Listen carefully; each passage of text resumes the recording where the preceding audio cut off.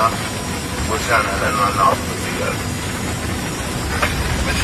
في الساعات الماضية تصدر اسم الفنان اللبناني وائل كفوري مواقع التواصل الاجتماعي بعد تداول أخبار عن نجاته من عطل تقني تعرضت له الطائرة التي كان على متنها في حادثة أثارت قلق جمهوره ومحبيه في لبنان والعالم العربي. بحسب ما تم تداوله الطائرة واجهت خللا مفاجئا أثناء الرحلة، ما استدعى اتخاذ إجراءات احترازية من طاقم الطائرة قبل أن تهبط بسلام دون تسجيل أي إصابات. ورغم عدم صدور بيان رسمي مفصل حتى الآن، إلا أن مجرد ذكر اسم وائل كفوري في سياق حادثة جوية كان كافيا لإشعال موجة واسعة من القلق والدعاء له على السوشيال ميديا.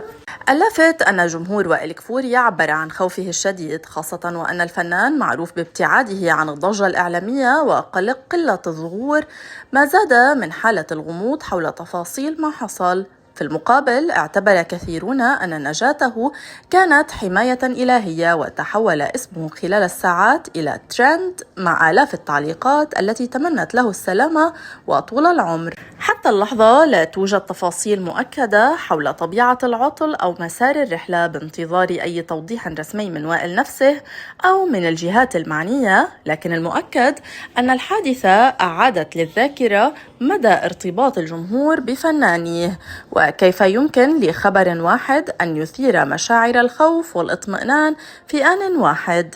والسؤال الآن، هل سيخرج وائل عن صمته ويوضح ما حصل، أم سيكتفي كعادته بالابتعاد وترك الأمور تهدأ؟